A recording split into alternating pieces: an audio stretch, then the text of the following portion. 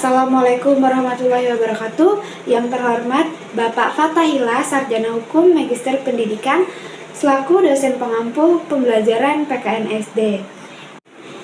Izin memperkenalkan diri, nama saya Kalista Dusa Putri dengan NIM 22346405052. Di sini saya akan menjelaskan tentang studi kasus pada pertemuan kemarin. Baik, yang pertama ialah kelebihan metode evaluasi variatif, mengukur kemampuan siswa secara lebih menyeluruh, praktik, sikap, kreativitas, meningkatkan minat dan motivasi belajar lebih sesuai dengan kebutuhan dan gaya belajar siswa yang berbeda-beda. Kekurangan metode evaluasi variatif membutuhkan waktu dan tenaga lebih banyak bagi guru.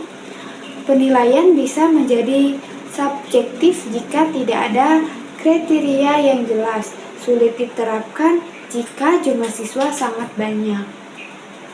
Baik, yang kedua, untuk mengatur efektivitas metode evaluasi yang telah diterapkan di sekolah dapat dilakukan dengan langkah-langkah berikut.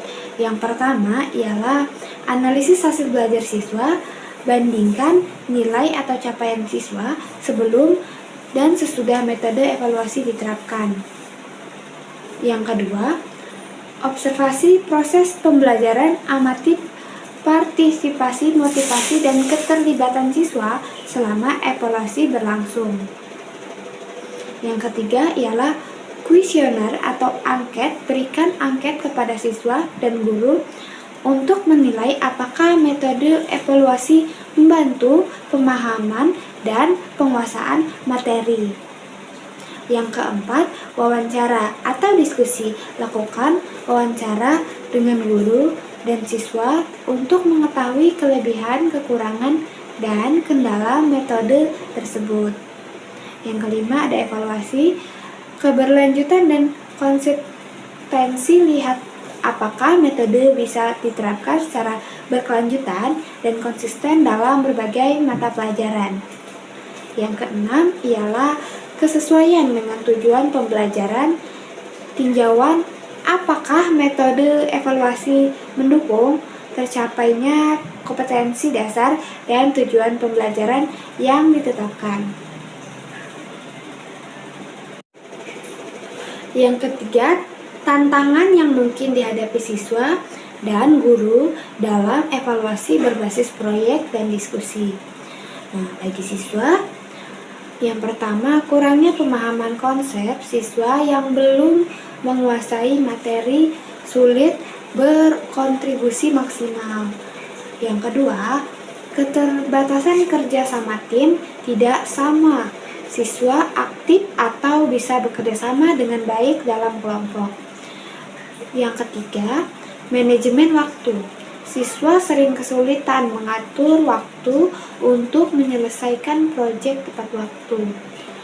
Yang keempat ialah kecemasan berbicara dalam diskusi. Siswa yang pemalu atau kurang percaya diri jadi fasih. Bagi guru, yang pertama ialah waktu. Penilaian yang lama, menilai proyek dan diskusi membutuhkan waktu dan perhatian lebih dibandingkan ujian tertulis. Yang kedua, subjektivitas penilaian, sulit menjaga objektivitas tanpa rubrik penilaian yang jelas. Yang ketiga, pengelolaan kelas. Diskusi kelompok bisa menimbulkan kebisingan atau tidak fokus jika tidak dikelola dengan baik. Yang keempat ialah kebutuhan perencanaan yang matang. Guru harus menyiapkan materi, panduan, dan kriteria penilaian dengan lebih rinci. Yang keempat, ada evaluasi berperan penting dalam meningkatkan kualitas pembelajaran karena membantu guru mengetahui sejauh mana siswa memahami materi. Dengan evaluasi, guru bisa memperbaiki metode mengajar dan siswa dapat mengetahui kelemahan mereka untuk belajar lebih baik. Evaluasi juga mendorong siswa lebih aktif, disiplin, dan bertanggung jawab dalam belajar. Baik, yang kelima ialah jika saya seorang pendidik, strategi yang akan saya terapkan agar evaluasi berjalan optimal tanpa membebani siswa adalah yang pertama, gunakan evaluasi yang bervariasi, kombinasikan tugas proyek, kuis, ringan, presentasi, dan diskusi agar tidak monoton dan sesuai gaya belajar siswa. Yang kedua, buat penilaian bertahap, bagi evaluasi ke dalam beberapa bagian kecil agar siswa tidak merasa terbebani sekaligus. Yang ketiga, berikan panduan dan rubrik yang jelas, siswa tahu apa yang dinilai dan bagaimana pencapaiannya. Nah, yang keempat, berikan umpan balik, bukan hanya penilaian, fokus pada perbaikan bukan sekedar skor. Yang kelima, libatkan siswa dalam evaluasi diri, bantu siswa mengenali kekuatan dan kelemahan di sendiri. Yang keenam, sesuaikan beban dengan kemampuan siswa, jangan memberi tugas yang terlalu banyak atau terlalu sulit dalam waktu yang sempit.